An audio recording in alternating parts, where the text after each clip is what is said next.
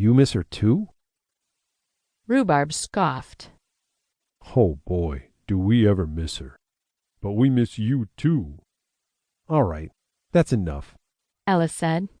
Yes, I've been sad. I was married to the sweetest, kindest, most giving, and most beautiful woman I've ever known or ever will know. She was what gave me my energy to live, to get out of bed each day and attack the world. Without her, life is not the same. I'm just trying to cope with that. Are you listening to yourself, Ellis? Strawberry said. You act like life from here to forever will not be any good any longer. It's like you've made that decision without ever giving life a chance to prove you wrong. But let me ask you this.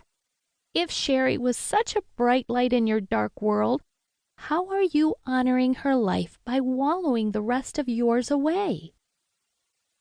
That's not a fair question. Isn't it? Rhubarb said, lifting his head again. How about this one then? You have 2 beautiful daughters and a great many friends like Mrs. Mueller who love and care for you very much. Why don't you let them help you? Or even better, help them with something. By giving a little of yourself, you're honoring your late wife, whom you've already said was the most giving person you've ever known. Why don't you try to live like she did? Spread a little happiness in her memory. This is where you don't understand humans very well.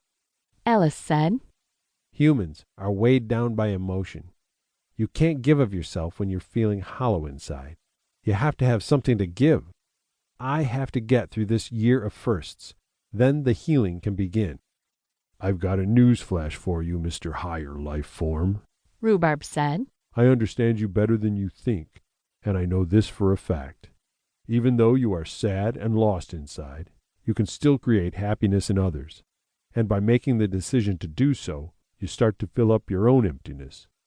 What you don't understand, Ellis, is there are a whole lot of people out there just like you, with heartaches and loneliness, especially at this time of the year. And they could use a guy like you who had such an amazing role model like Sherry to spread a little warmth their way. Exactly, Strawberry said. And wouldn't that be a much better way to remember her than hiding away from everything and everyone? You just said she was your energy to attack the world. Let her memory be that same energy. Ellis laid his head back and looked up at the ceiling. He could feel the grief rise in him, saw the tears muddle his vision, then trickle down his cheeks. Rhubarb stepped over, nuzzled at his calf, then put his paws on Ellis's knees.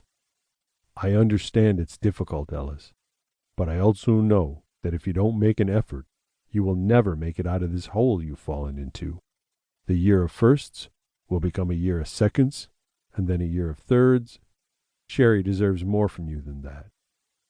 Ellis wiped at his eyes, then looked back at his pets.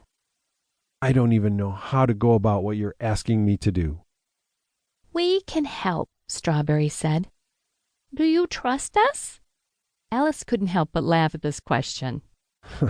I'm sitting here having a heart-to-heart conversation with my cat and my dog. I don't even trust my own sanity right now. Strawberry giggled.